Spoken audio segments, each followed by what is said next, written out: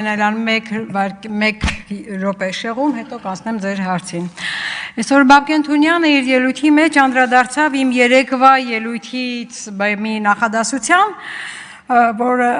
դուք պարզապես չեք կրկնապատկել մեր երկրի արտաքին պարտքը, դուք զրոյացրել եք մեր երեխաների ապագան այս նախադասությանը, լավ, արտաքին պարտքը ընդունենք պետական պարտք, որը հավասար է արտաքին պլյուս ներքին, բայց նախադասության մտքի իմաստը, որ դուք զրոյացրել եք երեխաների ապագան, եւ որպես հերքման հիմնավորում բերում է այն փաստը, Բաբկեն Թունյանը, որ ես հիպոթեկային վարկով բնակարան եմ գնել, 21 թվականին իմ վարկի չափը եղել է 1 միլիոն, 24 թվականի ավարտին եղել է 22 միլիոն։ Չգիտեմ, Բաբկեն Թունյանը հասկացավ, թե չէ, բայց ինքը այս օրինակը բերելով ապացուցեց իմ ասածը։ Ասեմ ինչու։ Ես, եթե լավ նայել է, ինքը տեսել է, որ ես իմ ունեցած ավելի էժան, Վանաձորում գտնվող փոքր ծավալի բնակարանը, վաճառել եմ, վարկ եմ վերցրել, մեծացրել եմ իմ բնակարանը Երևանում 2 սենյականոց։ Այսինքն ես իմ ունեցածը վաճառել եմ, ավելացրել եմ ու մեծացրել եմ։ Հիմա մենք մեր երկրի սահմանները տվել ենք Թուրքին, Արցախը տվել ենք Թուրքին, այսքան վարկ ենք վերցրել, ինչ ունենք փոխարեն։ Էս է իմ ասածը, Արցախը կորցրել ենք, սահմանները կորցրել ենք, վարկը ունենք, ոչինչ ձեռքբերում չունենք, բասա երեխաների ապագայի զրոյացում չի, ինչ է, պարոն Թունյան, շնորհակալություն օրինակի համար։ Հիմա կներեք նորից, պարոն Զեյնալյան, անցնեմ ձեր հարցին։ Տեսեք, իսկապես ես ձեզ հետ աշխատել եմ մի գումարման ժամանակ, եւ այն ժամանակ, երբ որ դուք ընդդիմադիր պատգամավոր էիք, սահմանադրական նորմերի խախտումների նմանացումը սահմանադրական նորմերին խախտումներին դուք շատ արագ արձագանքում էիք եւ իսկապես շատ ավելի արդյունավետ էր ձեզ հետ նման պատգամավորի հետ համագործակցել աշխատելը եւ ես դա միշտ ողջունել եմ եւ ձեզ իսկապես համարել եմ սահմանադրության ոլորտում այդ դատարանի աշխատակից երևի հնարավոր տեխնացուներից, եթե ոչ լավագույնը, ապա լավերից մեկը։ Բայց այսօր զարմացնում է ինձ ձեր պատասխանների ոճը, որտեղ դուք անաչառություն ցուցաբերելու փոխարեն խուսափում եք պատասխաներից եւ ասում եք, սա այս պահին ես չեմ կարող այս հարցին պատասխանել, որովհետեւ ես հետագա տեխնացու եմ։ Ես տեխնացու եմ, հնարավոր հետագա անդամ եմ։ Հասկանում եք, սահմանադրական դատավորը պետք է լինի անաչառ իր արչև դրված հարցերի քննարկման ժամանակ։ Հիմա սկսենք ժողովրդավարությունից, այն որ դուք Եվրոպական միության անցնելու այդ գործընթացի մեկնարկի մասին օրենք էիք բերում, այնտեղ որպես հիմնավորում դուք գրում էիք, որ ժողովրդավարության անցումը պետք է ավելի լավացնել, ավելի բարձր որակի բարձրել։ Հիմա ես ուզում էի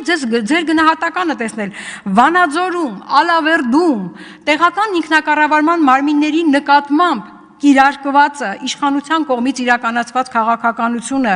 արդյոք դա ժողովրդավարության հետ որևէ աղերսունի թե չէ, երբ Վարդենիսն էլ, երբ պատգամավորի անմիջական միջամտությամբ այնտեղ Ալավերդում ավականու նիստը շրջափակվում է,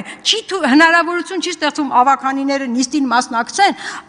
կազմակերպվում է մի միջոցառում, այսպես ասած, որով համայնքի ղեկավար են փոխում, համայնքի բնակիչների մեծամասնությամբ ընտրված համայնքի ղեկավարը։ Վանաձորում ընդհանրապես համայնքի բնակչության մեծամասնության ընտրությունը մի կողմ է դրվում եւ ԺՊ է նշանակվում բոլորովին կապ չունեցող համայնքի ընտրության հետ։ Սա ժողովրդավարության հետ ինչ աղերս ունի, իմ հարցը դրանում է։ Սա արդյոք ես ուզում եմ հասկանալ, դուք որպես ժողովրդավարության ջատագով ինչպես եք գնահատում այս երևույթը։ Սա արդյոք մեծամասնության դիկտատուրա չէ, երբ որ մեծամասնությունը այդ հարցերը լուծելու համար օրենքի ուղիղ փոփոխություն է անում հայտարարելով սա Վանաձորի դեպքի համար է այս փոփոխությունը եւ վարչապետին տալիս է լիազորություն ԺՊ նշանակելու եւ տարիներով համայնքի բնակիչների ընտրությունը անտեսված է։ Սա մեծամասնության դիկտատուրա է թե ժողովրդավարություն եւ ես այս համատեքստում ուզում եմ հիշեցնել ԵԽԽՎ բանաձևը, որտեղ հստակ 22 թվականին ընդունված գրված է ժողովրդավարությունը մեծամասնության դիկտատուրա չէ։ Ես ուզում եմ ձեր կարծիքը հասկանալ, դուք ներկայացրեք եւ անաչառ կարծիքը ներկայացրեք։ Հիմա հաջորդը Սահմանադրության 4-րդ հոդվածը հստակ ասում է. Իշխանությունների, պետական իշխանություն իրականացում է օրենսդիր, գործադիր, դատական իշխանությունների բաժանման եւ հավասարակշռման հիման վրա։ Օրենսդիր, գործադիր, դատական իշխանությունների հավասարակշռման սկզբունք։ Հիմա այս համատեքստում եւ հիշեցնելով նաեւ վարչապետի երթման տեքստը, որտեղ ասվում է, որ ինքը որ մարդը որպես վարչապետ երթվում է պահպանել սահմանադրությունը եւ օրենքները, ասել է թե նաեւ 4-րդ հոդվածը պետք է պահպանի եւ մնացած բոլոր հոդվածները։ Հիմա եւ պետք է հավատարիմ մնա կառավարության անդամի բարձր կոչմանը։ Այսինքն պետք է պահպանի սահմանադրությունը եւ երբեք չպետք է դրժի իր ուխտը։ Իսկ ուխտը սահմանադրությունը պահելն է, իր ուխտը օրենքները պահելն է։ Հիմա ինչպես է այս ամենը համադրվում հետևյալ իրավիճակների հետ։ Երբ 19 թվականին վարչապետը ինքը այն ժամանակ երևի թեկնածու, իրա կոչով ազգային ժողովի տարածք շենքը շրջափակվում է, ներս են մտնում քաղաքացիները, այն ժամանակ չէր թույլատրվում, տարածք ազգային ժողովը շրջափակում են, հետո բացեցին, հետո նորից զմռսեցին։ Սա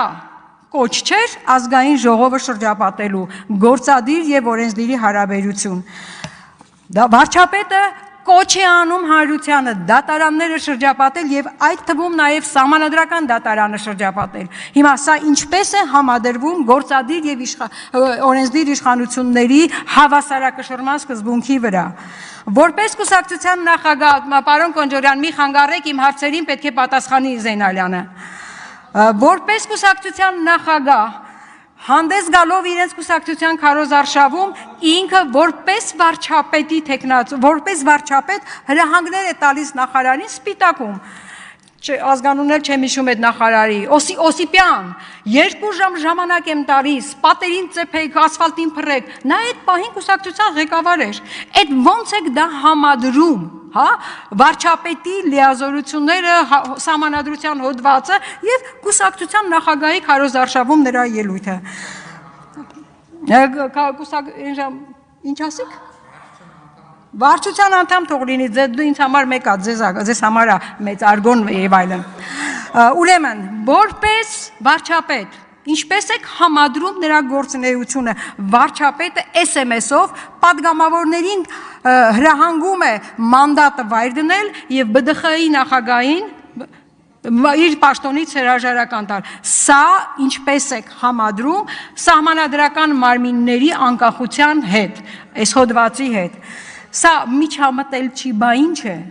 Սա հավասարակշռման սկզբունքը խախտել չի, բա ինչ է։ Սա իր տված ուխտը դրժել չի, բա ինչ է։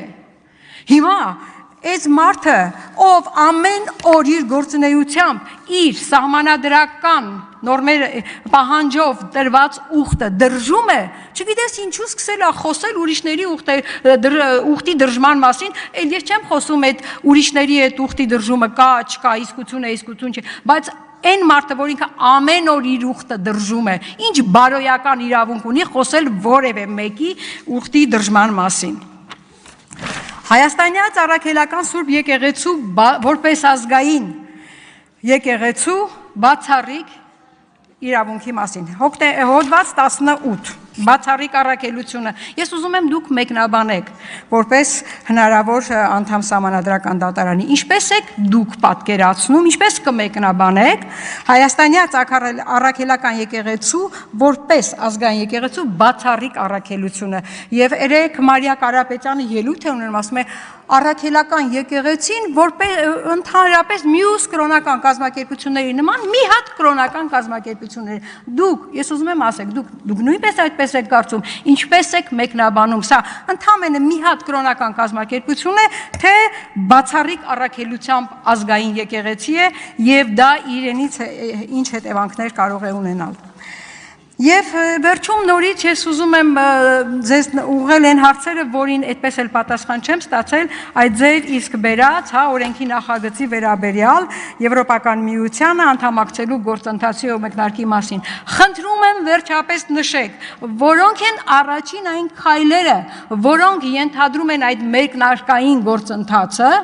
եւ այդ քայլերը ինչով հնարավոր չէր անել եղած գործիքների միջոցով, եղած հնարավորությունների միջոցով առանց այս օրենքի, որովհետև մենք որպես խորհրդարանական վերահսկողություն իրականացնող մարմին պետք է հասկանանք ինչ պետք է անել, ինչը չի արել, ինչու չի արել, ոնց հետևենք։ Շնորհակալություն, Վլադիմիր Վարդանյան։